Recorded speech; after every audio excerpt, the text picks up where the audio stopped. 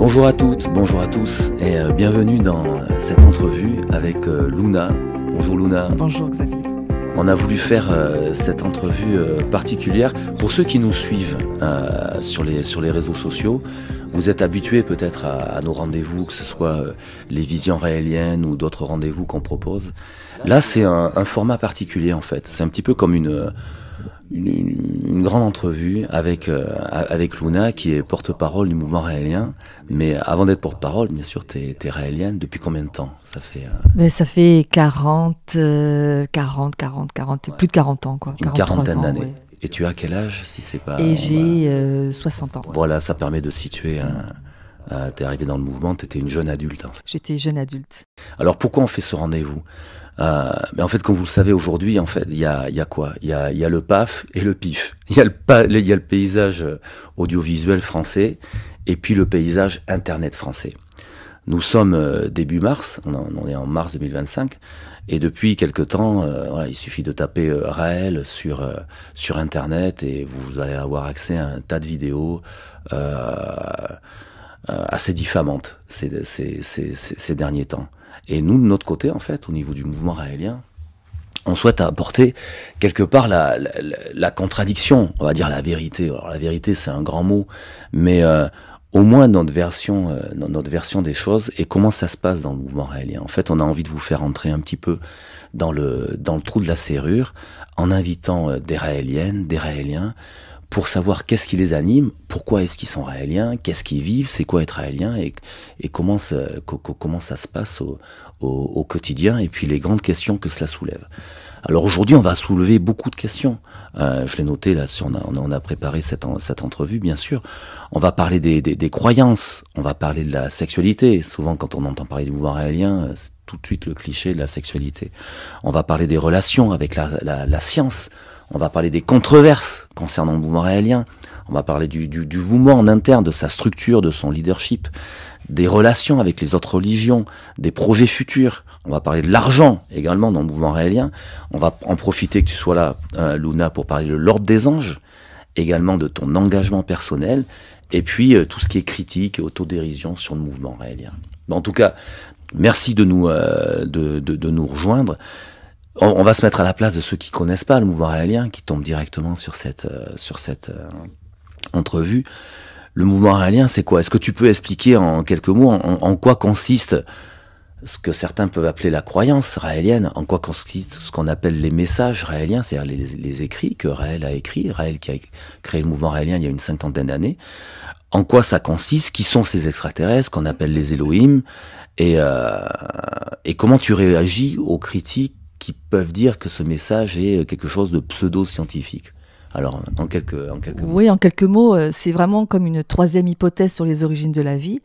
Donc, il y avait Dieu, et puis il y avait l'évolution. Ouais. Et puis, il y a une troisième hypothèse qui est, effectivement, nous croyons dans une création, mais qui soit humaine. Une création humaine, c'est-à-dire que nous avons la vie sur la Terre et le fruit d'un acte intelligent humain. Et effectivement, quand on reprend tous les écrits religieux, de toutes les religions d'ailleurs, c'est les mêmes histoires, avec des êtres qui viennent qui viennent d'ailleurs, qui viennent du ciel, et donc qui ont amené une série ça peut être ce qu'on appelle les religions, mais en réalité, ce sont des préceptes de vie. Et donc, c'est quand on prend toutes ces religions mis bout à bout, elles parlent de la même chose. En gros, il y a des gens qui sont venus d'ailleurs. Alors Dieu, certains l'appellent Dieu, d'autres l'appellent Allah, d'autres l'appellent... Peu importe le nom, mais en tout cas, c'est toujours une idée que quelque chose qui vient de l'extérieur, donc, et qui a créé la vie sur la Terre. Donc pour nous, cette troisième hypothèse est totalement cohérente. C'est une religion athée, le mouvement raélien, donc le raélianisme. Dans le sens qu'il n'y a pas de Dieu. Il n'y a pas de Dieu. Et cette notion de ne pas avoir de Dieu donne toute la perspective de l'être humain comme étant lui-même finalement un peu un Dieu, dans la mesure où il peut créer, il est totalement responsable de tout ce qu'il fait et de tout ce qu'il va générer. Et nous pouvons donc, nous, en tant qu'être humain, créer un jour la vie sur notre planète.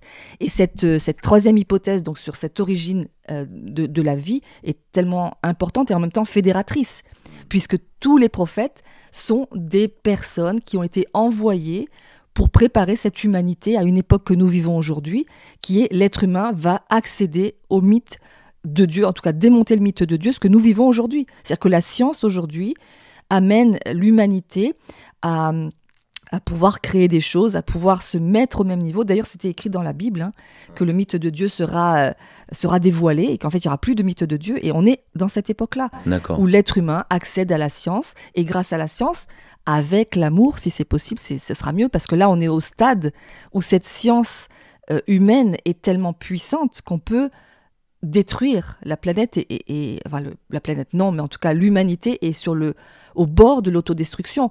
Et donc cette possibilité de science, elle est magnifique comme elle peut être. Ça peut être le paradis comme l'enfer. C'est-à-dire que nous sommes à ce carrefour où l'humanité accède à cette possibilité de créer un paradis ou un enfer en fonction de son degré d'amour. Donc en tout cas, la philosophie raélienne, il n'y a pas de Dieu, il n'y a pas d'évolution, non. C'est une troisième hypothèse, une création de la vie par une civilisation extraterrestre, et tu parles de ce cycle.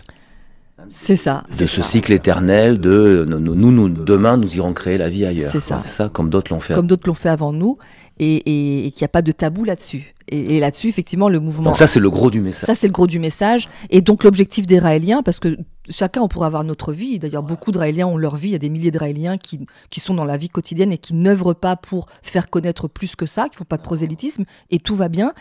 Mais certains Raéliens, effectivement, comme toi, comme moi, comme d'autres, ont intégré une organisation qu'on appelle le mouvement raélien, avec une hiérarchie, avec un mode de fonctionnement, pour pouvoir pousser dans le sens de créer une ambassade. Voilà, donc ça c'est le gros objectif. Ça c'est le gros morceau. Ouais.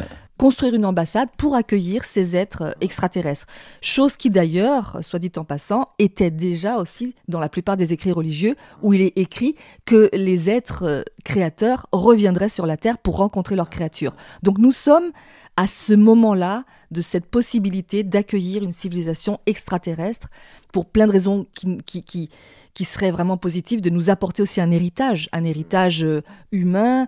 Mais l'héritage, finalement, on l'a un peu déjà, parce qu'on l'a à travers des bribes de chaque religion. On a un peu l'héritage.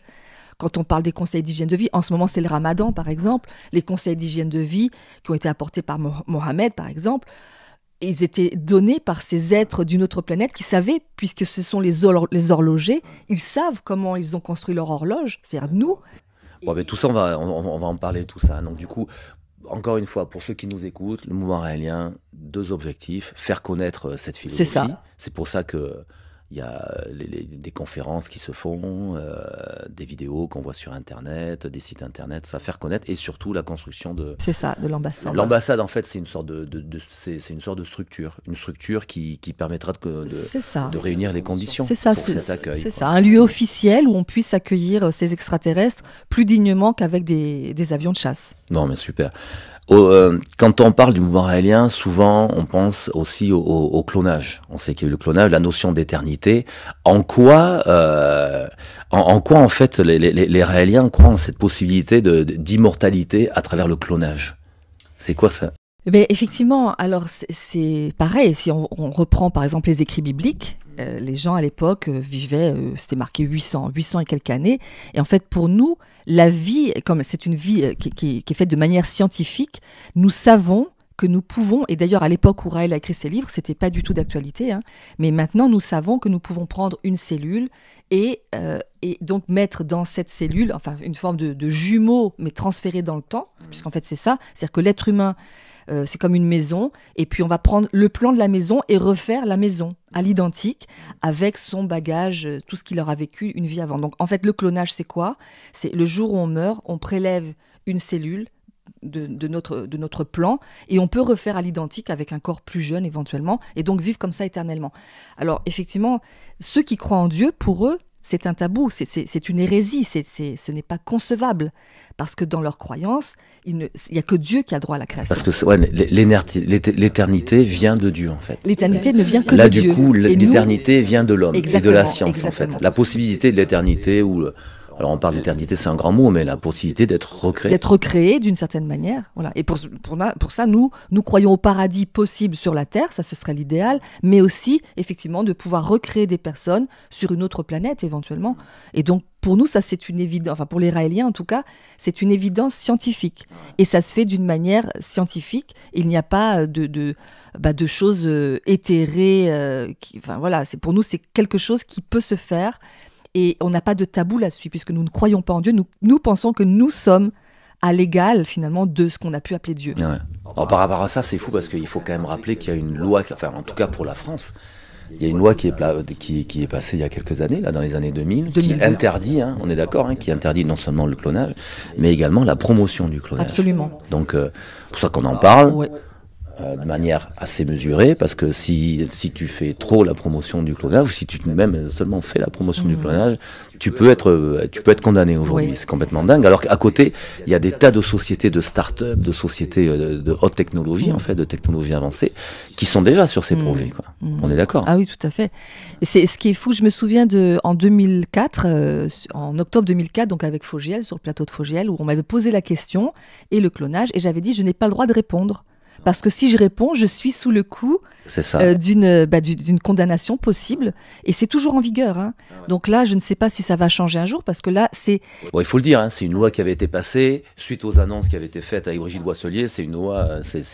spécifique pour Brigitte et pour le mouvement raélien. Donc, effectivement, nous avions un livre qui s'appelait « Oui au clonage » qu'on n'a pas du tout diffusé. Et puis, on n'a même pas le droit de dire qu'on est favorable au clonage. Cependant, aujourd'hui, quelques années plus tard, donc 20 et quelques années plus tard, nous sommes... tous les médecins sont favorables, pour plein de pathologies différentes, d'utiliser ce système de clonage, qui éviterait d'ailleurs tout ce qui est horrible, les trafics d'enfants, les trafics d'organes, etc. Donc, on est vraiment... D'ailleurs, je me souviens que Raël aussi, à l'époque, avait dit une chose très intelligente. Tous ceux qui sont contre le clonage, vous signez un papier comme quoi vous ne bénéficierez pas de cette possibilité-là, ni vous, ni vos enfants. Ouais. Ce serait intéressant de se poser la question. Ouais, bien sûr. Ouais. Alors, bon, ok, on vient de parler de cela. Concernant les croyances, entre guillemets, du mouvement raélien, la doctrine, la philosophie raélienne, donc il y a cette partie-là, la relation à l'éternité, la science, et tout à l'heure on parlait de l'ambassade. Est-ce que, pour ceux qui nous écoutent, en fait, ça peut paraître un projet complètement utopique? Est-ce que c'est vraiment réalisable, quoi? C'est totalement réalisable. C'est vraiment totalement, d'abord physiquement réalisable, c'est-à-dire que l'argent, ben voilà, avec l'argent on peut construire. Mais la demande, par contre, pour cette ambassade, c'est que le lieu soit donné par un pays. Actuellement, nous avons des négociations avec des pays, donc c'est très réalisable. Et nous avons également travaillé sur la convention de Vienne au niveau des diplomates, ouais, pour pouvoir intégrer dans les consignes qui régissent les ambassades, de pouvoir intégrer le fait d'accueillir une civilisation extraterrestre. Donc tout ça, c'est en cours et on est plus proche que jamais effectivement de peut-être signer, ou qu'il y a un pays qui nous donne un territoire, d'autant que sur la Terre, il y a beaucoup de civilisations qui ont préservé des endroits, parce que dans leur légende, il y avait qu'un jour, leur créateur reviendrait sur cette planète et il faudrait avoir cet endroit. Donc, c'est pas nouveau, et quand on a un peu de culture, on se rend compte que partout sur la planète, il y avait des endroits qui étaient réservés pour ce retour des créateurs. C'est ça qui est fou, il y a ce projet qui arrive aujourd'hui, là, qui est contemporain, mais qui vient croiser des légendes, des mythes, des traditions, en fait, on va dire de civilisations, de peuples, de tribus parfois, qui annonce ce retour depuis des générations, depuis toujours. Ce qui est normal. Et c'est ça, et je pense que c'est un des points qui pour moi fait que j'ai de plus en plus d'enthousiasme à avancer, c'est que j'étais très férue de mythologie. On avait fait une émission là-dessus sur la théorie des anciens astronautes, toutes les mythologies. Je suis fascinée par le passé, aussi par tous les vestiges qui peuvent rester. Et ces vestiges nous donnaient déjà un enseignement qui aujourd'hui prend tout son sens. Ouais. Donc ce mélange de la science du passé, des traditions du passé, avec la science actuelle, ne fait que confirmer pour moi tous les jours ce que Raël nous a apporté. Et d'ailleurs, ce qui est intéressant, tu vois, ce qui est fou par rapport à tout ça, c'est qu'on pourrait, comme je disais tout à l'heure, par rapport à ma question, ça pourrait paraître quelque chose de totalement utopique ou irréalisable. On sait que ça viendra de pays émergents, ça viendra pas des pays occidentaux. C'est trop compliqué au niveau politique. Trop à perdre. Donner un terrain pour accueillir les extraterrestres. Et c'est drôle parce que moi, c'est quand il y a quelques mois de cela, j'étais entré en contact avec des personnalités politiques et influentes, y compris, je m'en souviens, le directeur de l'agence, de la Cité de l'Espace à Toulouse, où je lui avais parlé du projet. Et pour ces personnes qui côtoient des astronautes, qui ont fait, enfin, enfin des personnes influentes et importantes. C'est pas du tout utopique. Cette démarche est complètement réalisable, mais les pays émergents, il y aura aucun problème. Donc bon, mais en tout cas, ça avance bien, c'est prévu pour dans quelques années, quoi. Ah oui. On va parler d'un autre sujet, la sexualité et la liberté, parce que souvent quand on parle du mouvement raélien, mouvement raélien, sexualité, Raël, l'ordre des anges, les femmes, on va en parler tout à l'heure de l'ordre des anges, mais concernant la sexualité, le mouvement raélien promet une sexualité, la liberté sexuelle, une sexualité libérée. Est-ce que c'est obligatoirement affilié à une débauche, quoi? Parce que c'est souvent la réponse est dans la question, quoi. En fait, ce qui est intéressant, c'est que plus les gens vont être frustrés et plus ils vont y mettre quelque chose de sale ou de débauche ou de quelque chose de complètement incontrôlé. Parce qu'on parle de méditation sensuelle Bien aussi. sûr. C'est ça aussi, la méditation sensuelle dans la tête des gens, méditation sexuelle. Non, vas-y. Oui, bien sûr. Donc, à partir du moment où on a des gens qui sont frustrés, qui ont été culpabilisés dans leur sexualité, ce qui est la plupart d'entre nous, la plupart des humains d'ailleurs, eh bien, il y a quelque chose de l'ordre de l'imaginaire qui lâche, quoi. Et pour eux, liberté, c'est d'un seul coup, c'est je vais sauter sur tout ce qui bouge. Ce qui est très, très loin d'être le cas. Vraiment, ce n'est pas du tout comme ça que nous concevons la sexualité. Parce que la liberté, c'est aussi de ne pas avoir de sexualité. Et c'est là où c'est très fort, c'est que la plupart des Raéliens, quand vous allez parler avec eux, en fait, ils ont appris à découvrir en eux-mêmes, par eux-mêmes, ce qu'ils aiment vraiment, ce qu'ils veulent vraiment. Donc nous avons des personnes qui ne veulent pas de sexualité, qui n'en ont pas, des personnes qui ont plusieurs partenaires parce qu'ils aiment ça et tout le monde est d'accord et tout va bien, entre adultes consentants, je le précise. Donc cette notion de liberté, c'est tout le contraire de la débauche, c'est au contraire quelque chose de très spirituellement élevé. C'est-à-dire, je me connecte à ce que je veux vraiment et je suis capable de dire oui ou de dire non. Et ça, c'est très important dans cette notion de liberté, mais aussi d'exprimer librement « j'ai envie » ou « j'ai pas envie », qu'il n'y ait pas de honte, de culpabilité par rapport à ça. Et ça, c'est tout un apprentissage, et c'est un apprentissage qui a mis son temps, parce que nous sommes tous nés d'une culture, certains une culture catholique, d'autres une culture musulmane, d'autres une culture même athée, mais qu'en tout cas, notre culture, et d'ailleurs la plupart des gouvernements et des cultures, ont voulu régir la sexualité, parce que c'est plus facile de contrôler les gens en contrôlant leur sexualité. Donc, dans cette notion de liberté, il y a aussi une notion de quelque chose d'incontrôlable. Mais d'incontrôlable pour l'extérieur, parce que nous savons ce que nous voulons.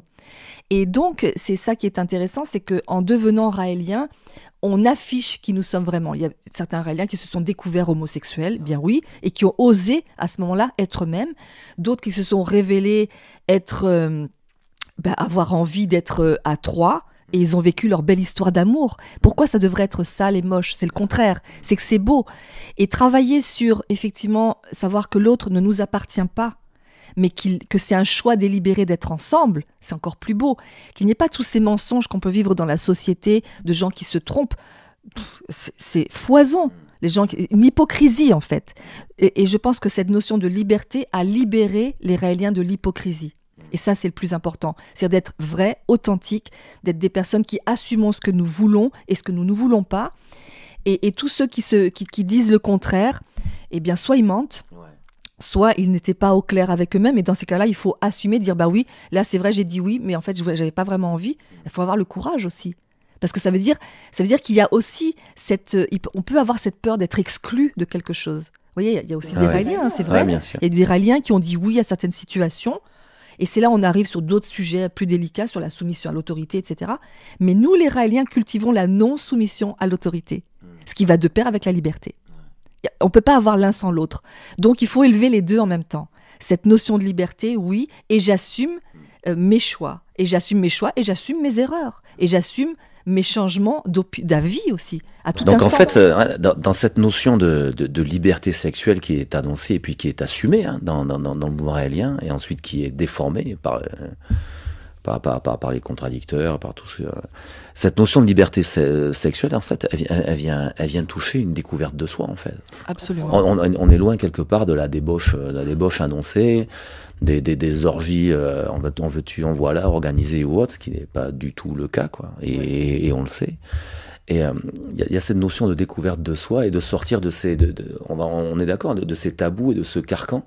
Et c'est vraiment parce que quand tu disais qu'une une population peut être contrôlée, hein, c'est ça, hein, contrôlée sur le plan sexuel, c'est-à-dire c'est condamner l'homosexualité, condamner c'est ça. Faire l'excision, la circoncision, contrôler le corps, le contrôle, il va très très loin. Et la liberté sexuelle, quelque part, le mot, ça serait libération plutôt. Quoi. Oui. C'est ça, libération. Quoi.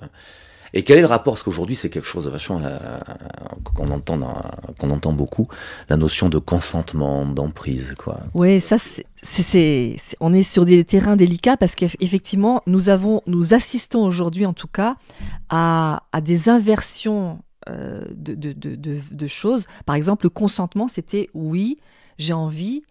Sauf que maintenant, quelqu'un qui a dit oui il y a 30 ans, aujourd'hui, il dit mais en fait, j'ai dit oui, mais en fait, c'était pas un vrai oui. Autrement dit... On l'entend, on commence à l'entendre, c'est complètement dingue. Ah, mais il y a 20 ans, j'avais dit oui, mais en fait, avec du recul, c'est mort. Le game, il est plié. C'est ça. Et c'est là aussi où nous avons quelque chose par rapport alors, le féminisme qui a pu être très utile dans les histoires de droit, d'égalité de droits entre hommes et femmes, évidemment, ça paraît une évidence, mais c'était loin d'être le cas. Donc ce côté féministe qui a pu être utile à un moment donné, c'est renversé aujourd'hui comme une charge accusatoire, comme si il y avait une misandrie qui était arrivée, la haine des hommes, comme si les hommes étaient forcément des oppresseurs et les femmes forcément des pauvres petites victimes. Et ça, ce sont des dérives du féminisme. Aujourd'hui, même, il y a des courants féministes qui vont... ce sont des courants, en tout cas, qui peuvent être aussi manipulés par d'autres volontés. Mais en tout cas, ce qui est sûr, c'est que nous, les Raéliens, nous sommes pour l'égalité des droits, évidemment, à tous les niveaux. C'est pour ça que nous avons des actions comme Go Topless, magnifiquement animée d'ailleurs par Nadine Gary. Go Topless, c'est quoi? Explique. C'est la liberté d'avoir les seins nus pour les hommes comme pour les femmes. D'accord. Voilà, donc il y a des manifestations, Oui, des manifestations où les femmes, on a eu beaucoup aux États-Unis d'ailleurs. À New York. Avec des milliers de personnes pour dire mais nous avons le droit d'être seins nus. Il n'y a pas de raison que la poitrine de la femme soit plus sexuée que la poitrine d'un homme. Et ça, c'est une action qui avait été initiée par Raël. Par Raël, qui a été... Et qui a fait son chemin. Qui a fait son chemin, et maintenant c'est pris par d'autres personnes, et c'est super. Mais la première, c'était Nadine Gary, a été vraiment très très importante dans ces manifestations. Ça a pris une ampleur énorme pour dire on a l'égalité des droits. Et effectivement, ça c'est une chose, et il n'y a pas plus de raison d'être attiré par une poitrine de femme qu'une poitrine d'homme. C'est aussi très très beau. Donc il y avait cette notion de se libérer de ça, dans Go Topless par exemple, mais ça va plus loin que ça. Ça va dans cette égalité infime des droits, des choses subtiles qu'on ne pourrait pas imaginer. Et ça se loge des fois dans des endroits particuliers où les féministes, effectivement, vont avoir malheureusement enlevé une part de leur féminité. Et c'est là où nous, on peut être féministe pour se battre pour l'égalité des droits, oui, en restant féminine. La plupart, elles ont beaucoup, en tout cas, mais pas toutes évidemment, certains courants ont voulu imiter et ont imité le processus des hommes. D'ailleurs, dans ce slogan « La peur a changé de camp », c'est horrible. Je n'ai absolument pas envie que les hommes aient peur de moi. On est arrivé à un stade où les hommes ne savent plus comment se comporter, savent plus comment draguer, savent plus comment faire. Alors déjà, ça peut être maladroit. Mais on peut accueillir aussi le désir d'un homme en disant « Écoute, c'est très gentil, mais non, je ne suis pas intéressée. » Et c'est tout ce positionnement de la féminité pour pouvoir... ce positionnement de la féminité, d'être féminine dans la façon d'accueillir l'autre, sans pour autant accéder à ses désirs si ce n'est pas notre désir. C'est toute cette honnêteté, en fait. Et nous, les Raéliens, on a beaucoup, et l'Ordre des Anges en particulier, beaucoup œuvré pour être au clair avec ça. Être au clair au fait qu'on veut une réunification des deux genres, hommes et femmes, mais d'assumer ce que nous voulons et ce que nous ne voulons pas. Mais tu sais quoi, tu parles de l'Ordre des Anges, j'avais prévu qu'on en parle un peu plus tard, mais on va en parler tout de suite, quoi. Oui. C'est encore une fois, c'est quelque chose que l'on voit dans le PAF, le paysage audiovisuel français, dans le PIF également, et profitez pour ceux qui nous écoutent, qui te découvrent peut-être pour la première fois ou qui ont l'habitude de t'entendre sur les réseaux sociaux. Toi, Luna, tu es dans l'Ordre des Anges. Je suis dans l'Ordre des Anges. Tu es une ange de Raël. Je suis une ange de Raël. Alors, est-ce que tu peux nous expliquer en quelques mots en quoi cela consiste? C'est quoi cet Ordre des Anges? Déjà, c'est un ordre... Et puis, encore une fois, pour ceux qui nous écoutent, profitez-en, parce que là, du coup, là, on peut pas faire mieux. Quelqu'un va vous expliquer ce que c'est vraiment. Donc, l'Ordre des Anges, c'est un ordre religieux réservé aux femmes qui... Alors tu vois, je te coupe déjà. Oui. Quand tu dis ordre religieux, je suis sûr dans la tête de plein de personnes. Tu penses quelque chose, tu penses aux bonnes sœurs, tu penses à des cultes, à des cérémonies, à tout ça. Est-ce que c'est un ordre religieux dans ce sens-là? Alors, toi, quand tu dis ordre religieux, ça veut dire quoi? Ça veut dire, je mets un comparatif avec les nonnes. Les nonnes chez les bonnes sœurs, ce qu'on appelait les bonnes sœurs, par exemple, c'était des personnes qui avaient une vocation intérieure de pouvoir être proches de certaines personnes. Je pense aux nonnes qui disent être les femmes de Jésus, c'est-à-dire qui sentent que l'appel spirituel est important pour elles. C'est-à-dire qu'elles seraient capables intérieurement de vivre quelque chose, d'aller se déplacer, de suivre quelqu'un, parce qu'elle considère que c'est son devoir d'aider cette personne. Par exemple, le côté spirituel va avoir une importance importante. Donc là, c'est quelque chose totalement dans la liberté et dans la responsabilité de chacun. Quoi. C'est un choix intérieur. Personne t'a mis un fusil sur la tête ou quoi que ce soit, ou t'a forcé en quoi que ce soit à être ange de Raël. Pas du tout. C'est un appel où on sent que ce côté spirituel prend vraiment... Moi, je voulais pas être bonne sœur parce que j'étais pas catholique, mais je sentais en moi, la spiritualité avait beaucoup d'importance quand j'étais plus jeune. J'avais un côté... Alors peut-être, c'est un mot un peu galvaudé, mais j'aimais ce côté sacré de dévotion, quelque part, de dévotion à la vie ou de dévotion... Alors, c'est pas dans le sens de faire tout et n'importe quoi, c'est pas du tout ça, hein. Mais c'est me sentir relié à tout, et je me voyais capable de passer du temps à méditer, par exemple, sur le haut d'une colline. Moi, mon rêve, c'est bizarre que je sois là aujourd'hui, mais mon rêve, c'était d'être au sommet d'une montagne, ermite, et de prier pour le monde. Ça, c'était mon rêve. Je voulais être cosmonaute. C'est-à-dire que ça fait partie du même rêve d'avoir cette notion d'être uni à toutes les personnes, et j'étais capable d'imaginer, même très jeune, que je n'aurais pas la vie de tout le monde. Je n'aurais pas la vie comme certaines femmes vont se marier, avoir des enfants. Je savais déjà que dans mon appel intérieur, c'était pas ça. Et toi, en tant que femme, quand cet ordre des anges a été créé, c'était dans les années 90, quoi. Oui, 2000. T'as senti que c'était quelque chose qui te correspondait et dans lequel tu voulais... Paradoxalement, ça a été le contraire. C'est-à-dire que quand l'ordre des anges est arrivé, j'ai été farouchement... Il y a eu quelque chose en moi, mais ce quelque chose en moi qui s'est rebellé, c'est toute la frustration que j'avais vécue avant en tant que femme. Moi, je voulais pas être une femme, je voulais être un homme. Je trouvais qu'on avait plus de liberté en étant un homme, en assumant ce que je voulais, en n'étant pas marié, en n'ayant pas d'enfants. Comme si quand on était une femme, on avait cette obligation de suivre un chemin. Et moi, j'avais pas envie de suivre le chemin qui était tracé pour moi. Je voulais tracer mon propre chemin. Donc, quand j'ai lu le message de l'Ordre des Anges, je me suis dit, non, mais là, c'est encore un truc pour nous asservir, quoi. D'accord. Parce qu'on parle de service. C'est ce qu'on peut penser. C'est ce qu'on peut penser. Donc, moi, j'ai mis le papier à la poubelle et je l'ai jeté. Ouais. Clairement, à la poubelle. Et j'ai dit, bon, ça, non, jamais. C'est le papier ce qu'ils appellent le message. Le message de l'Ordre des Anges. Le but, quoi. Voilà. Qu'est-ce que c'est? Mais en fait, ce qui s'est rebellé, je vous dis, en moi, c'était plutôt... je l'ai entendu d'une certaine manière parce que je me suis dit, non, on va encore reproduire un schéma de... On va servir telle personne et tout ça. Et ça, je voulais pas. Par contre, quand je me suis dit, OK. Quand je me suis posée, j'ai dit, OK. Pourquoi ça arrive maintenant? Qu'est-ce que ça apporte? Et ce qui est écrit dans cet Ordre des Anges, c'est qu'effectivement, ça va développer des qualités féminines qui jusqu'à présent ont été bafouées. Donc, alors c'est là que c'est important. Ça, c'est super important. Ouais. Parce que beaucoup de femmes se sont cachées d'être femmes ou ont été la femme que les autres voulaient qu'elle soit. Mais là, on pouvait accéder à quelque chose qui est la femme, la vraie femme, et de redevenir fière d'être une femme. Moi, j'avais honte même d'être une femme. Ça allait loin. Ça veut dire que là, j'ai retrouvé ma dignité d'être une femme féminine éventuellement, pas toujours. Il faut me voir en colère des fois. Mais en tout cas, de retrouver cette dignité et puis aussi d'accepter que dans ma vie, je n'allais pas suivre le chemin qui m'était tracé. Et que j'avais ce choix à tout instant, parce que l'Ordre des Anges, c'est un appel personnel. Il y a des femmes raéliennes qui ne sont pas anges, à tous les niveaux d'ailleurs de la hiérarchie. Et sentir que c'est quelque chose qui répond à cette... Il y a un passage de l'Ordre des Anges qui parle du désespoir de ces femmes qui n'ont plus de spiritualité, qui n'ont plus d'espoir dans l'humanité. Et moi, je me suis retrouvée dans ça des fois. Moi, je n'avais pas envie de vivre spécialement quand je voyais les gens se taper dessus, ou les femmes être violées, ou tout ce qu'on peut voir.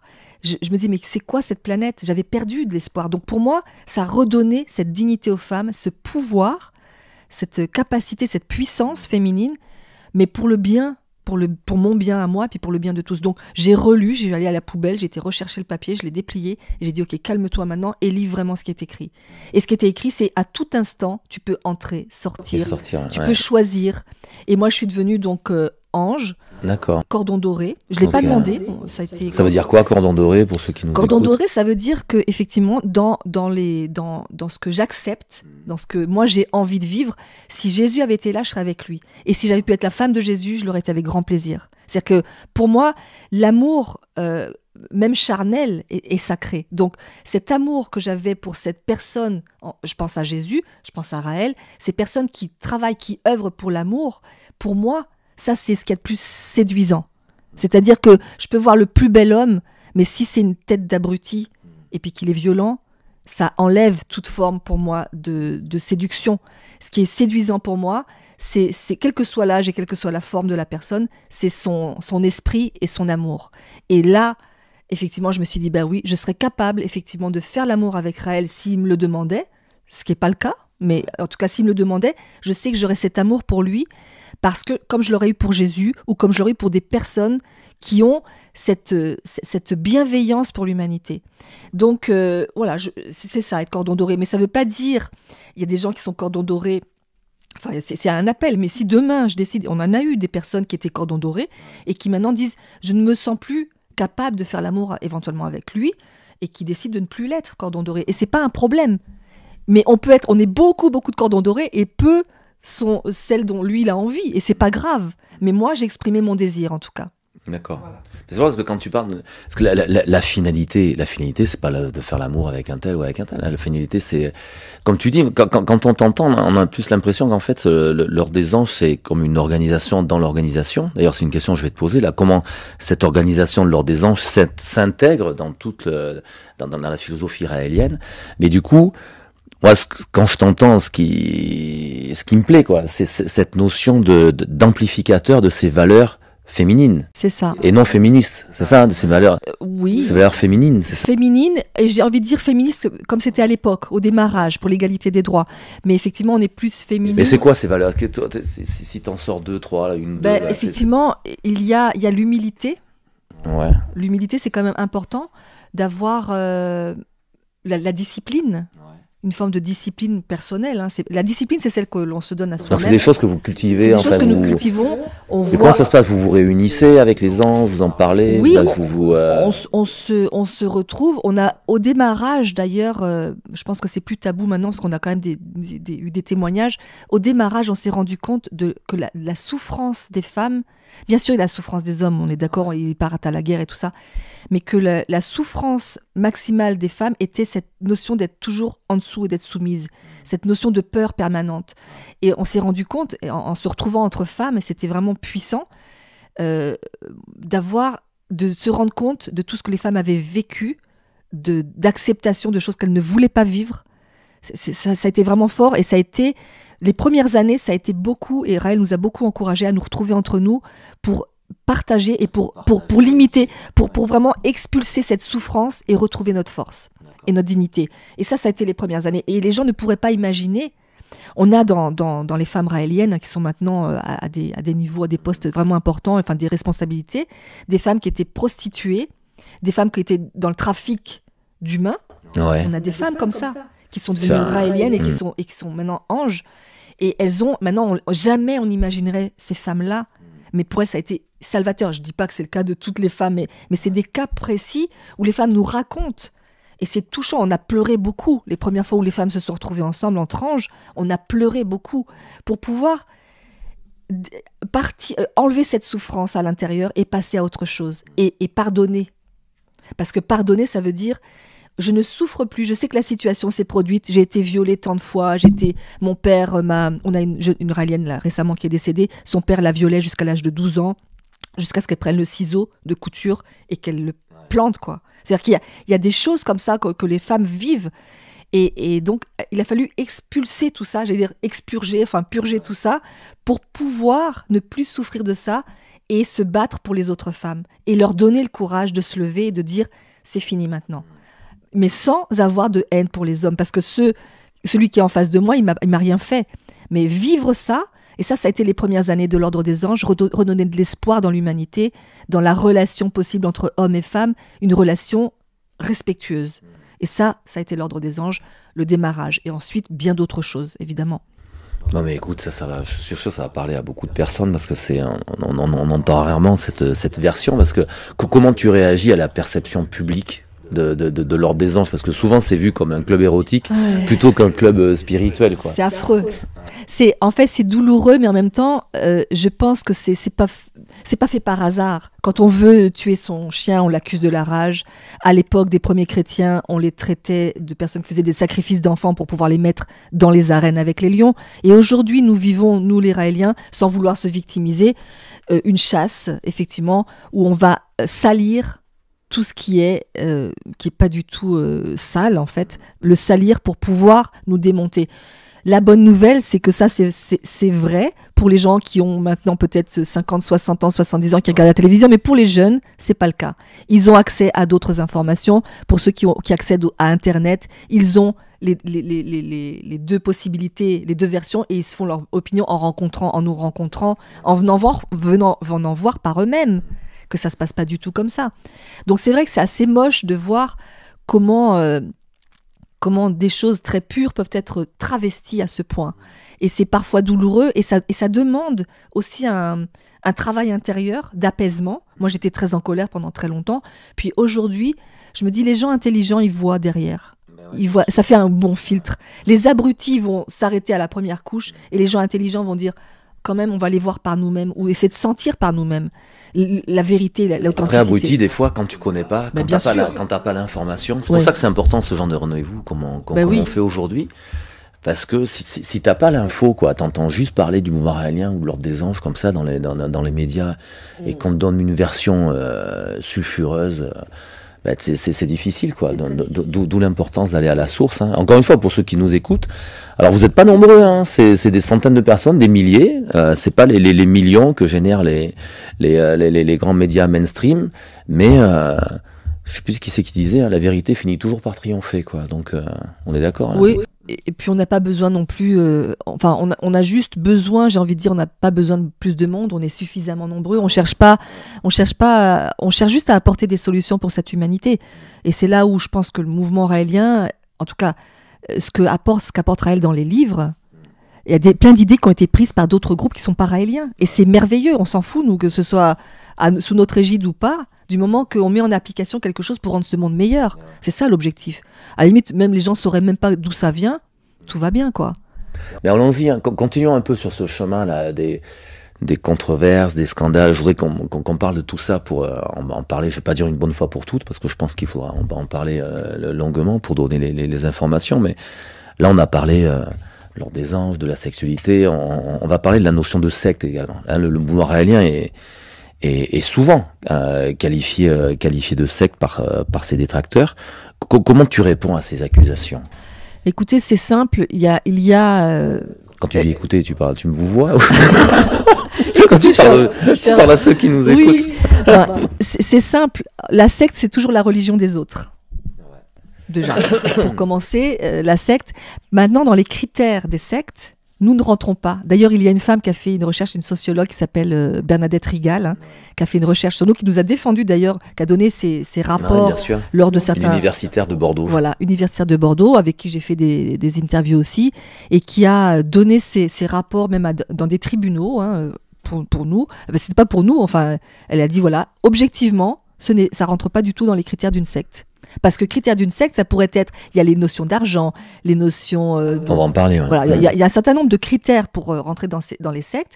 Et en réalité, certains clubs de pétanquistes peuvent être plus sectaires. Enfin, j'exagère un peu, mais bien sûr, avec un leader de club hyper autoritaire, des gens... on peut y aller. En fait, le critère, la notion de secte n'existe pas sur le plan juridique vraiment, mais il y a des critères. Parce qu'une secte, c'est quoi en fait ? C'est dans la tête des gens.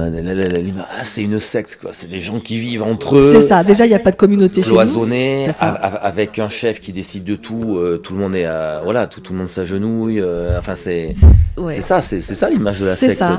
Des habits bizarres, des cultes, des cérémonies. Oui, qui donnent tout, ils sont complètement fauchés. Et c'est tout le contraire. Bon, le mouvement, il n'y a pas de communauté. Déjà, il n'y a pas de communauté. Il n'y a pas de communauté. Alors, il y a un leader. C'est là le truc. Il y a un leader. Qui peut être pris, qui est pris comme le gourou, Voilà. En la personne de Raël. C'est ça.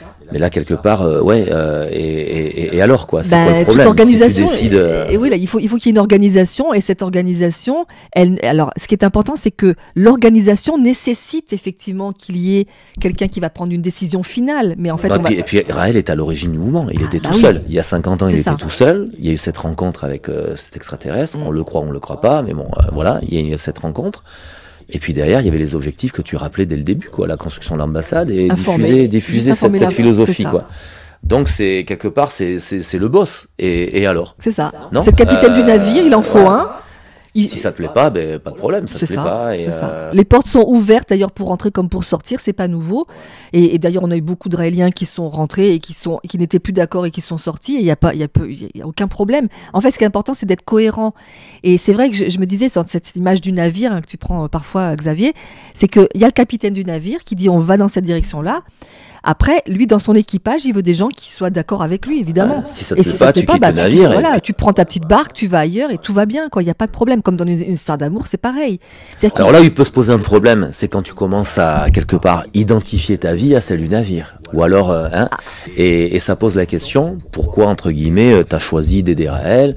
D'être raélien, être raélien, ok, c'est un mot tiroir, quoi. On est tous, on peut être ceci, cela, quoi. Voilà, mais ça pose cette question parce que non. Oui, bien sûr, ça pose cette question. C'est pour ça peut-être des fois, souvent, on le voit, on l'a vu dans la série Netflix ou autre, des anciens raéliens qui, j'ai été 30 ans de mouvement raélien. J'ai perdu mon temps. J'ai pas fait d'enfants. J'ai pas fait d'enfants. C'est un truc de fou quand on entend ça, quoi. Alors qu'il y a des enfants qui ont des raéliens. Des enfants qui ont des raéliens, ouais. Combien de Raéliens ont des enfants, quoi? Est-ce que Raël a empêché les Raéliens de faire des enfants? Enfin, moi, ça fait 30 ans que je suis Raélien. Raël m'a jamais empêché de faire quoi que ce soit dans ma vie. Enfin, toi, c'est pareil. C'est assez fou, mais je pense que ça correspond à un type de personnalité aussi. C'est-à-dire que mais encore une fois, bien sûr, sans jugement, jugement, sans les critiquer ou quoi que ce soit. Parce que l'enseignement, on les critique un peu. Quoi. Oui. L'enseignement de Raël, c'est quand même d'être en équilibre comme un tabouret sera en équilibre sur 3 piliers. C'est d'avoir un bon pilier philosophique. Bon, ça c'est notre philosophie. D'avoir un bon pilier professionnel et puis un bon pilier affectif. Ça veut dire que dans nos enseignements, il n'est pas question que tout le monde donne tout au mouvement, pas du tout. Parce que quand tu dis un bon pilier professionnel, il y a plein qui vont se dire un bon pilier professionnel pour donner plein d'argent au mouvement. Mais on va en parler après, on va en parler la notion d'argent. Mais vas-y, continue. Un pilier professionnel, un pilier philosophique, enfin, en tout cas d'être en équilibre sur tous les aspects pour ne pas tout mettre, pour pas être déséquilibré. Parce qu'effectivement, ça peut être déséquilibrant et c'est pas une bonne idée et c'est pas ce que Raël veut du tout. Et d'ailleurs, il y a un antidote merveilleux aussi dans l'enseignement de Raël, c'est quand même, si je vous dis de faire quelque chose qui soit contraire à votre conscience, ne le faites pas. Si les gens qui nous ont créés, qu'on appelle les Elohim, donc qui viennent d'une autre planète, vous disent de faire quelque chose qui soit contraire à votre conscience, ne le faites pas.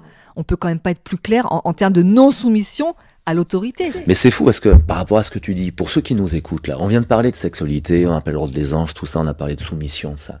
Ces derniers temps, on le sait, hein, on le voit sur Internet, il y a des choses vraiment horribles qui se disent sur le mouvement, qui viennent toucher on parle de notion d'esclavage sexuel, notion il faut quand même rappeler que Raël n'a jamais été condamné pour quoi que ce soit. Concernant ces notions-là. Mais même nous, en tant que Raéliens, c'est ça qui est important à mettre sur la table aussi. Si il était amené avec des preuves que Raël avait des comportements mais déviants ou des comportements condamnables, nous, Raéliens, on serait le premier à le condamner. On est d'accord avec ça. On serait le premier à le condamner, quoi. C'est quelque chose, enfin, je sais pas, en termes de responsabilisation, c'est sans appel, quoi. Mais il faut le rappeler qu'il y a eu aucune condamnation, mais zéro condamnation, quoi. Alors souvent on dit mais Raël il vit au Japon, il est à l'abri ou autre. Mais non, t'es pas à l'abri. Et ça, c'est important à rappeler, ça. Oui, puis même dans notre organisation, il y a aussi ce qu'il faut. Et il dit, si un jour vous me voyez en train de dire des conneries ou de faire des conneries, il y a un système pour qu'il ne soit plus là où il est. Ça veut dire qu'il y a vraiment comme un système immunitaire qui va finalement être capable aussi de dire, là, il est plus à sa place, quoi. Il y a quelque chose qui va pas. Et d'aller voir les autorités si effectivement il y avait quelque chose dont nous serions témoins. qui était de la violence, puisque nous Mais sommes toi, par exemple, non-violence absolue. ça fait Oui. 40 ans. Hein, 40 ans, ouais. En plus de 40 ans d'action dans le mouvement raélien, de raélisme, on va dire. Hein, est-ce que t'as été... Est-ce que t'as été, bon, tu vas me dire non, mais est-ce que t'as été témoin de choses qui t'ont choqué, des choses qui t'ont troublé, des choses qui t'ont...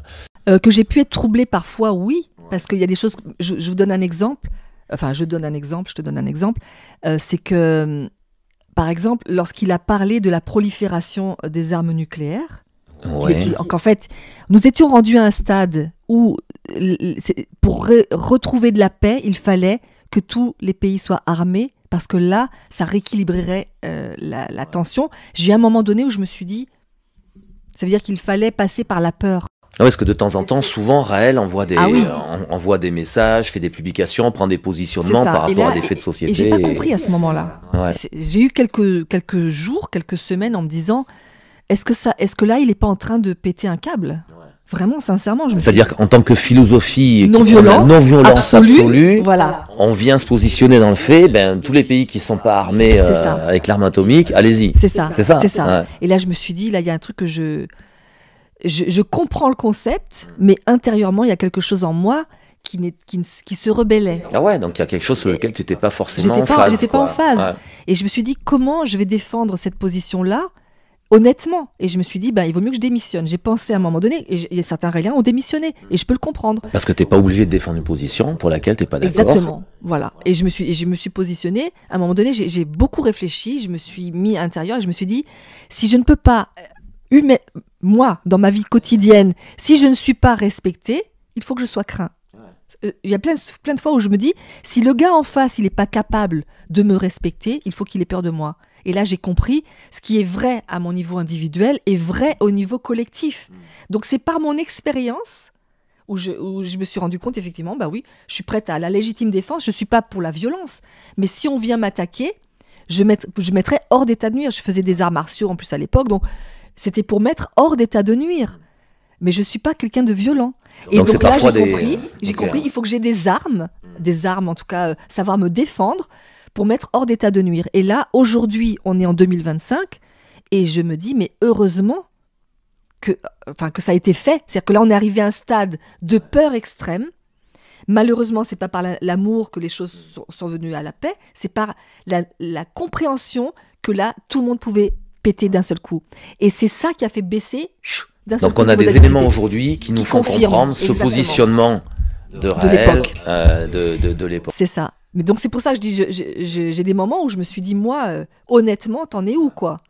Mais on fera, c'est pas, parce qu'on pourrait en parler longtemps de ce sujet-là, on fera sûrement un numéro là-dessus, parce qu'on le voit, l'équilibre du monde qui change, les BRICS, les relations Russie, Amérique, Europe, c'est passionnant. Mais bon, c'est pas l'objet de notre entrevue aujourd'hui, mais c'est passionnant. Mais comme tu dis, ce qui compte dans ce que tu dis, c'est que, voilà, parfois tu peux avoir des positionnements différents c'est ça. Voilà, des remises en question. On n'est pas dans le truc du bête et méchant. Raël a dit ceci. Non. Après, il y a des remises en question. Moi, ça m'est arrivé quand j'étais au démarrage aussi d'avoir dans les livres de Raël des choses qui me choquaient et où j'ai dû lui poser des questions et où j'ai eu des réponses. Et je me suis dit, je me laisse le temps aussi de digérer. Mais c'est vrai que 95% des situations, je suis totalement en accord. Mais il y a deux, trois petits trucs. Je me dis là, je suis pas sûre de bien comprendre. Mais voilà, ça c'est humain. Et comment, alors, pour rester dans ce terrain-là des controverses, tout ça, comment le mouvement raélien, comment gère-t-il les critiques, les attaques médiatiques Est-ce que toi, t'as déjà été victime de discrimination à cause de ton appartenance au mouvement oui. Ouais. Bien sûr, comme tout le monde, je vais même pas en parler, quoi. Comme tous les Raéliens, tu veux dire. Non, j'ai envie de dire. Pas que. Non, pas que. En fait, ce que nous vivons aujourd'hui, c'est ce que vivre. En fait, nous, ça fait longtemps, puis mais avant nous aussi, partout sur la planète, il y a eu des discriminations. Et puis, maintenant, les gens lambda commencent à vivre des choses aussi similaires. C'est-à-dire que ce que nous avons vécu, ça fait 50 ans, de perdre son boulot ou je pense à Cyril Hanouna par exemple, il a commencé à inviter des gens qui étaient persona non grata, des infréquentables. Je pense à Dieudonné et je pense maintenant à Blanche Gardin. Dieudonné, Blanche Gardin, Hanouna et tant d'autres, mais comme quoi il est important et c'est notre démarche d'assumer ce que tu es et surtout pas se compromettre, surtout pas se trahir et surtout pas se plier. C'est ça. On est d'accord. Ah, on est d'accord. C'est d'être droit dans ses bottes. Quelque part, quand je te disais comment tu réagis, comment le mouvement aérien réagit à ces attaques, en étant quelque part, et en continuant, et en assumant ce qu'il est. C'est pour ça qu'on n'est pas là, le mouvement aérien n'est pas là à se défendre. Ah mais non, il n'y a même pas ceci, pas ceci, pas cela. Non, c'est ça. Oui, c'est ça. On est ceci. Et c'est pour ça que c'est important de l'appuyer. C'est ça. Et on assume les conséquences, effectivement, de ça. Bon, des fois, ça peut être plus ou moins dur, mais j'ai envie de dire que ça nous fait, globalement, moi, aujourd'hui, je me sens tellement plus forte avec tout ce que j'ai pu traverser. Toi, c'est pareil, j'imagine. Ah ouais, bien sûr. Parce qu'on s'est dit, mais moi, je veux me coucher et dormir sur mes deux oreilles. J'ai ma conscience pour moi, je sais ce que j'ai fait, je sais ce que je n'ai pas fait. Est-ce que tu as des choses à te reprocher? C'est ça. Moi, j'ai rien à me reprocher. Et encore une fois, et à titre individuel, mais également à titre collectif. Quoi. Est-ce que dans la philosophie raélienne, est-ce qu'il y a des choses qu'on a à se reprocher? Non. Rien. Toutes les valeurs que nous défendons et que nous essayons d'être dignes de ces valeurs, parce que c'est pas, on a des valeurs évidemment, mais on est humain, donc on a des fois des travers, mais globalement, c'est quand même la non-violence absolue, le respect de soi, l'amour des autres. Les régionalismes, ça c'est un sujet qu'on n'a jamais abordé mais qui serait important, c'est de garder notre identité régionale tout en ayant un collège de gens qui vont diriger. Ce sera mieux que d'avoir une seule personne d'ailleurs, mais enfin voilà. Et du coup, on a comme ça des valeurs, la paix mondiale, enfin la responsabilisation, la non-violence absolue. On a des valeurs qui sont merveilleuses, que nous essayons d'incarner. Je dis bien nous essayons parce que je suis pas toujours... Hier, je me suis mise en colère avec un gars. Après coup, je me suis dit, peut-être un peu raide quand même. Mais bon, on est humain. Donc, mais par contre, nous essayons, nous tendons, nous avons un chemin de l'excellence. Nous ne sommes pas parfaits, mais nous tendons vers quelque chose d'excellent. Et donc, nous sommes capables d'entendre. Nous ne sommes pas des gens de mauvaise foi. Moi, je comprends que les gens ne soient pas d'accord. Il n'y a aucun problème. Par contre, du respect entre nous. Et donc, c'est ça qui est intéressant. Et d'ailleurs, toi comme moi, on vit avec des non-raéliens. Je veux dire, nos compagnons et nos compagnes sont non-raéliennes. Et ça veut rien dire. Raélien, non-raélien, voilà, on vit dans le monde, on est dans le monde. Et on a cette idée, cette foi intérieure qui nous fait que, moi, je pense que c'est la vérité. Et souvent, je dis à mon compagnon, bah oui, moi, au fond de moi, je pense que c'est vrai. Si je pensais pas que c'était vrai, j'arrêterais tout de suite. Et c'est ma liberté de le penser. Et quel est le problème de penser que nous ne sommes pas les seuls dans l'univers? Quel est le problème de penser que ces personnes qu'on prenait pour des dieux sont des extraterrestres, enfin des extraterrestres, des hommes comme nous qui vivent sur d'autres planètes? Bon, enfin, voilà. Ouais, super. Mais ce qui est intéressant, mais bon, c'est dommage parce que tout cela, on se replaît. Tu es porte-parole du mouvement raélien. Le nombre de demandes de droits de réponse qu'on fait, le nombre de communiqués qu'on fait, qui sont par prix. Encore une fois, certains pourraient se dire, mais vous faites vos émissions sur Internet, c'est facile, vous êtes entre vous. Mais non, mais on attend que ça. Tu attends que ça, d'être invité sur les plateaux télé. Là, dernièrement, il y a eu une tournée médiatique de diffamation contre le mouvement. On attend que ça, d'être invité sur les plateaux télé pour appuyer les positions, pour appuyer les positionnements du mouvement, pour parler de tout ça, quoi. Et silence. Zéro. C'est le silence radio total. C'est un dédain le plus total. En plus, si encore on parlait du mouvement raélien en donnant des faits objectifs, un petit peu de diffamation, pourquoi pas. Je rigole. Un petit peu de calomnie, mais un petit peu, quoi. Mais là, c'est un torrent de diffamation et de calomnie. On a droit, ça fait partie du droit. D'ailleurs, il y a des actions en justice qui sont en cours. Il y a une justice, mais une décision de justice par rapport à toute une campagne médiatique, c'est rien. C'est rien, parce que là, t'as une campagne médiatique qui va durer 1 mois, 2 mois, qui va être vue par des millions de gens qui vont salir le mouvement, où des choses horribles vont être dites. Et puis derrière, tu vas avoir un procès qui va avoir lieu 6 mois après, 1 an après, avec une décision qui va être donnée de diffamation et un petit encart, une petite ligne. Mais bon, on est dans ce monde-là. C'est pour ça qu'il y a le PAF, il y a le PIF, le paysage Internet français.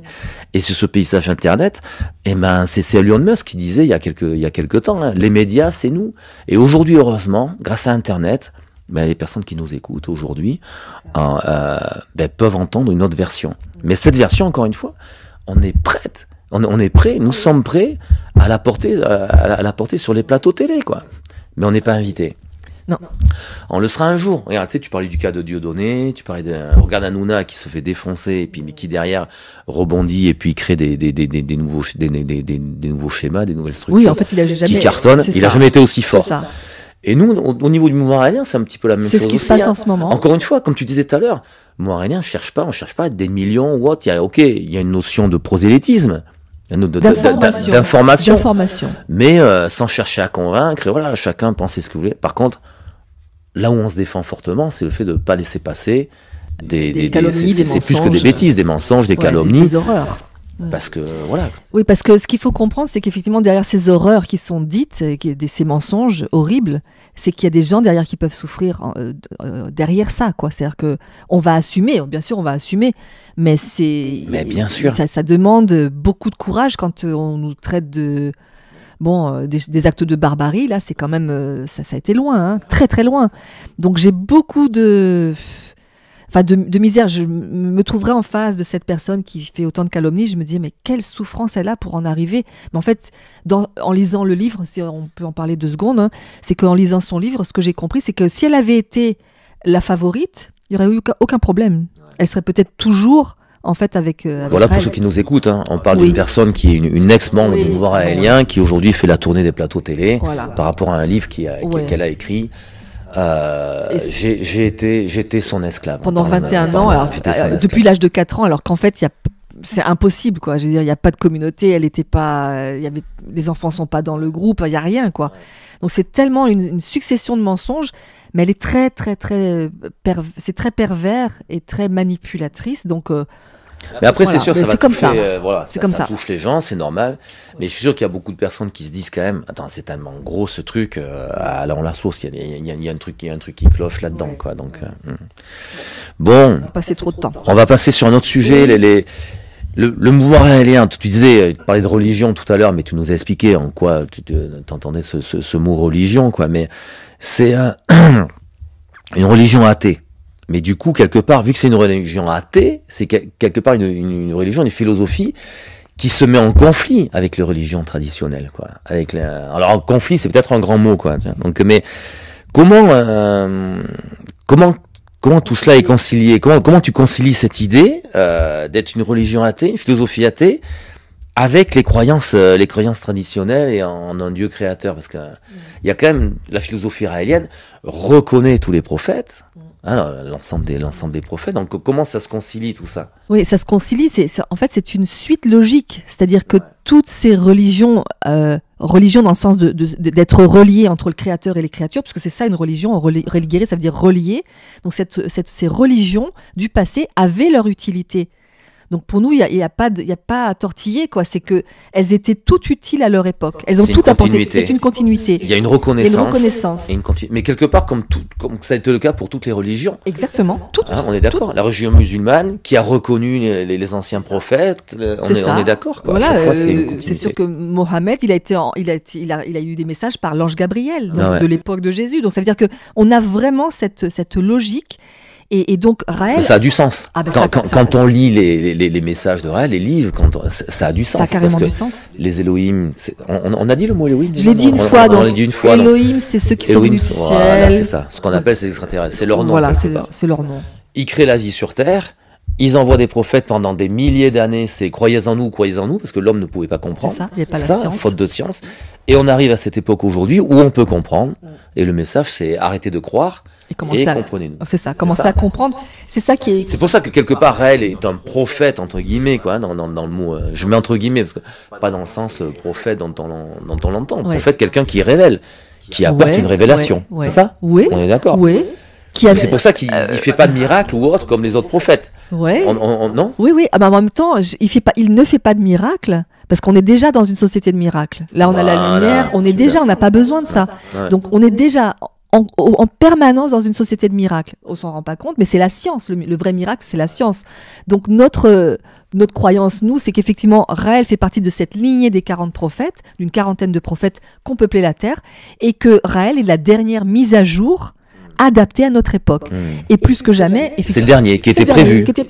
C'était écrit partout, qu'il y en aurait un, le dernier, et qu'à cette époque où il arriverait, effectivement, le mystère de Dieu serait enfin révélé, et que les aveugles verront. Moi, j'ai mon compagnon qui a perdu la vue et c'est la science qui lui a redonné la vue. C'est-à-dire que... Chose qui aurait été prise pour un miracle. À l'époque où il n'y avait pas la science. Ouais. Donc ça veut dire que pour nous, aujourd'hui, Raël fait vraiment partie de cette lignée.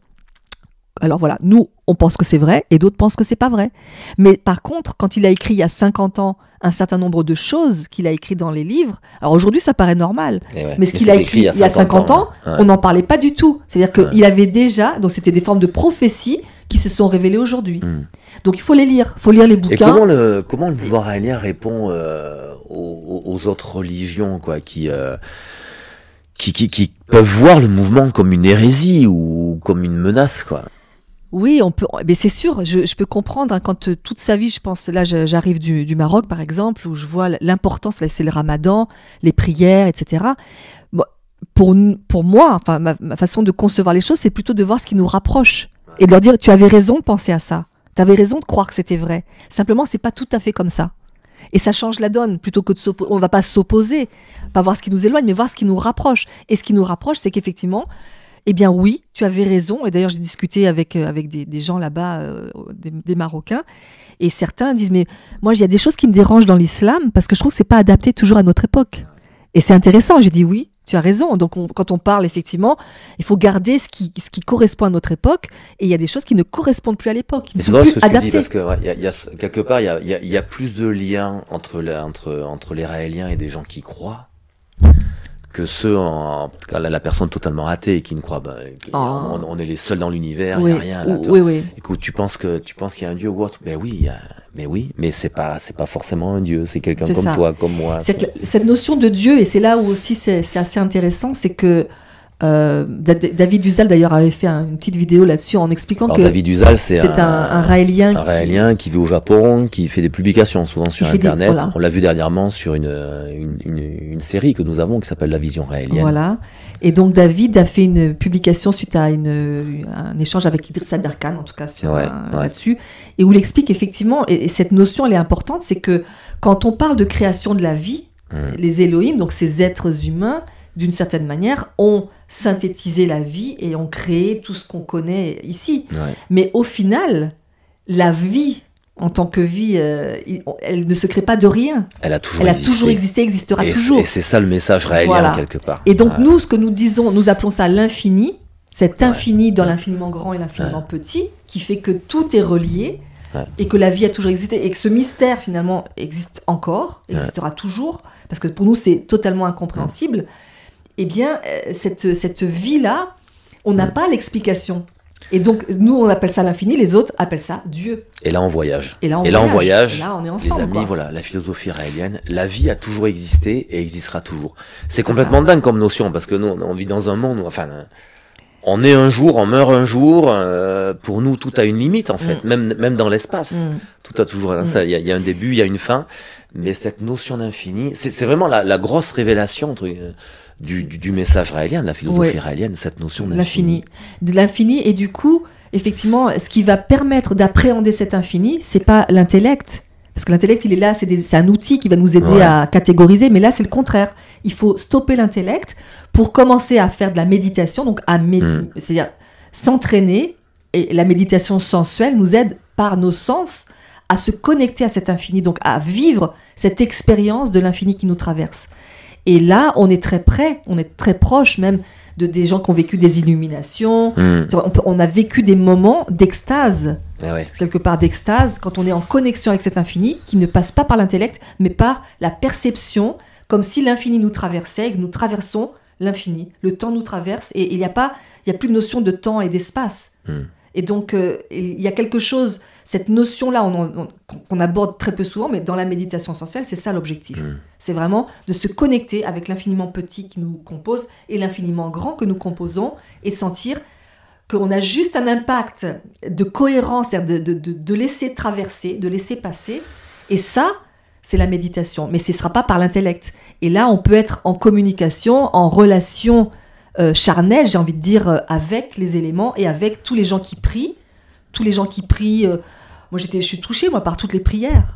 Les prières de penser le bien. Et là, tu vois, c'est fou parce que là, on touche vraiment le domaine de ce qu'on appelle la spiritualité, quoi. Oui. C'est ça. Mais souvent, c'est rare qu'on ait le temps d'aborder ces sujets-là parce que ça paraît.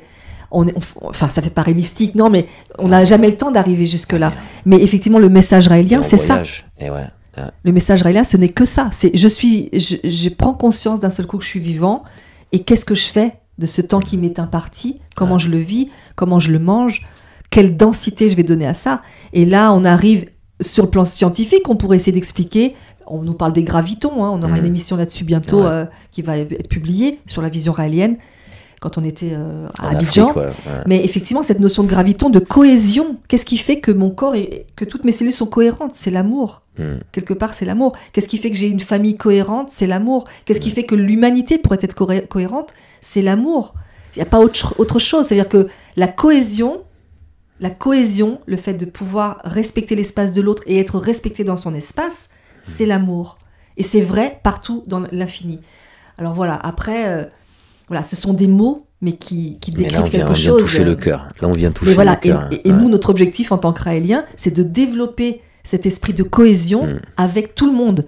Parce que aimer les gens qui nous aiment, c'est facile, mais aimer les gens qui nous détestent et qui nous veulent du mal, ça demande un effort supplémentaire, un apprentissage. Et c'est ça, tout le challenge du raélien, c'est effectivement, on va taper dessus, on va dire, mais tu vas continuer d'aimer cette personne. Et vraiment, sincèrement, quoi, pas en faux, en vrai. Là, il y a une vraie démarche. Et là, il y a une vraie démarche. Il y a une vraie démarche. Oh, mais super, Luna. Écoutez, pour ceux qui nous écoutent, et si vous nous écoutez encore, je sais pas, ça fait combien de temps qu'on parle, ça fait 09. Mais c'est que ça vous plaît et que vous êtes content d'entendre Luna. On va finir, mais justement, quoi. On va finir avec toi, ton engagement personnel, toi. Et qu'est-ce qui t'a poussé à rejoindre le mouvement raélien, quoi? Pourquoi tout ça, quoi? Pourquoi tout ça? Est-ce qu'il y a eu des moments particuliers? Est-ce que t'as eu alors, c'est pourquoi je suis là? Pourquoi t'es là-dedans, quoi? Il y a une réponse que je donne de temps en temps, mais c'est plus, c'est qu'en attendant la mort, je me suis dit, je vais essayer de bien m'amuser. Ouais. Bon, ça c'est, non, ça c'est la réponse un peu provocatrice. Mais en réalité, c'est que quand j'étais enfant, je voulais être cosmonaute. Ouais. Je comprenais, et je me disais, on m'a parachuté sur cette terre. T'avais un mélange de cosmonaute et de nonne. Et j'ai dit, mais qu'est-ce que je fous ici dès la maternelle? J'ai dit, je comprends pas ce monde, quoi. Je me sentais déjà extraterrestre dans ce monde de violence, je comprenais pas. Mais je comprends toujours pas, mais en tout cas, j'ai essayé de m'adapter. Et je me disais, j'avais peu d'espoir pour l'humanité, jusqu'au moment où j'ai lu les livres de Raël, et j'ai dit... J'ai lu plein d'autres livres, je lisais, mais ce livre de Raël était un puzzle synthétique de tous les éléments qui peuvent aider cette humanité. Alors, donc c'est le livre où il raconte sa rencontre, et où il expose la philosophie qui vient de ces êtres. Et il expose la philosophie et comment ils fonctionnent sur leur planète et les outils qu'on pourrait mettre en place sur la Terre pour que ça marche mieux. Et là je me suis dit, mais ça c'est pragmatique, moi j'aime bien les solutions, je suis plutôt une femme de solutions que de problèmes. Il y a un projet, et ce projet... Au fur et à mesure du temps, immédiatement il m'a parlé, parce que moi je pensais déjà qu'il y avait la vie ailleurs, et je pensais déjà quand j'étais enfant que j'avais été créée par des gens d'ailleurs. C'était un truc qui paraissait normal. Bon. Et donc à partir de là, je me suis dit ok, il y a quelqu'un qui pense comme moi déjà, ça c'est sympa, j'étais pas toute seule. Puis il y en a d'autres, visiblement il y en a d'autres, et ces autres-là, je les connais pas, mais je vais les connaître, je vais les rencontrer. Et donc on s'est rencontrés, et à partir de là, j'ai rencontré Raël, et puis à partir de là, j'ai effectivement décidé de rejoindre et d'aider dans cette mission pour le mouvement. Et puis pour mon plus grand bonheur. Comment ton entourage, tout ça, Bon, ils se sont moqués de moi, ils m'ont dit, t'es jeune, tu sais pas ce que tu fais, tu vas changer d'avis, tu verras quand tu seras... Et puis en fait, ça m'a jamais passé. C'est-à-dire que moi je le savais, mais eux le savaient pas. Maintenant, ils se sont habitués. Mais c'est surtout qu'ils ont eu peur pour moi au début, forcément, avec tout ce qui pouvait être dit, ils ont eu peur. Puis finalement, avec le temps, ils ont vu que j'étais quelqu'un de plutôt équilibré, que je menais ma barque comme il faut, que je devais rien à personne, que j'ai une très belle vie, j'ai bien plus dans ma vie que je n'aurais jamais imaginé. Et je pense que c'est grâce à la philosophie, sincèrement. Je pense que grâce à cette philosophie, j'ai pu faire vraiment tout ce que j'avais à faire. Bon, mais on arrive au terme de cette entrevue. Il est sympa ce format. J'aime bien passer du temps avec toi. On te voit souvent dans les autres productions du mouvement, mais là on a pris le temps un peu plus de te connaître, de connaître le mouvement également. Et mais écoute, en se mettant à la place des personnes qui là nous écoutent aujourd'hui, qui découvrent peut-être, qui te découvrent pour la première fois, ou qui découvrent le mouvement pour la première fois, ou on connaisse si peu, et là on en a appris un peu plus. Si t'avais Un message à faire passer, si tu avais envie de leur dire quelque chose pour conclure, ce serait quoi? D'oser être eux-mêmes, ça c'est sûr. D'oser être soi-même, c'est ce qu'il y a de plus beau, quel que soit ce que l'entourage va pouvoir penser ou dire. Et déjà, bon, ils peuvent déjà venir découvrir, c'est pas seulement nous, mais d'autres philosophies ou d'autres non-philosophies. Enfin, en tout cas, de chercher ce qui vraiment les anime, ce qui les rend heureux. Parce que finalement, avant tout, c'est le bonheur aussi. Explorer, quoi. Explorer, voyager. Explorer. Oser explorer, et voyager. Sortir de ce couloir de la peur, de l'étranger ou de l'autre, pour aller voir, tiens, peut-être ça me plairait, ou pas. Ah, mais en gros, c'est pas grave. Il y a juste l'exploration, c'est ça. C'est une âme d'explorateur, d'explorer soi-même, d'explorer l'univers et d'explorer les autres univers pour pouvoir prendre ce qui vraiment nous fait sentir, là, comme je peux me sentir souvent, je me dis, je suis heureuse, mais des fois j'ai des galères, mais je me sens intérieurement, j'ai un bonheur intérieur d'être vivant, de pouvoir entendre les oiseaux, de pouvoir être au soleil, de pouvoir faire un baiser. Enfin, vous voyez, toutes ces choses tellement simples, mais ça donne une intensité. Des fois j'ai l'impression d'être sous drogue, hein, on se drogue pas, mais je me sens vivante, mais dans ce sens d'une vie intense.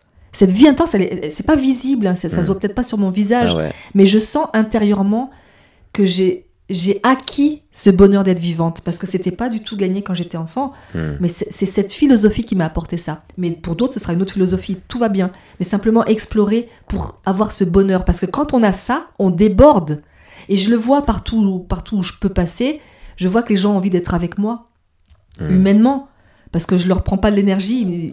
Je veux dire, on voit, et je les écoute, ils ont envie de partager avec moi, des fois ils pleurent avec moi, ils me connaissent pas, ils sont c'est-à-dire d'être devenu cette personne que les gens ont envie de côtoyer parce que je les révèle à eux-mêmes. C'est ça en fait le vrai bonheur. Et je crois que c'est ça auquel tout le monde aspire, c'est d'être quelqu'un de paisible, de drôle, d'aimant, être humain, quoi. Et voilà, t'as pas envie de courir dans tous les sens et de faire du mal à qui que ce soit quand t'es dans cet état-là.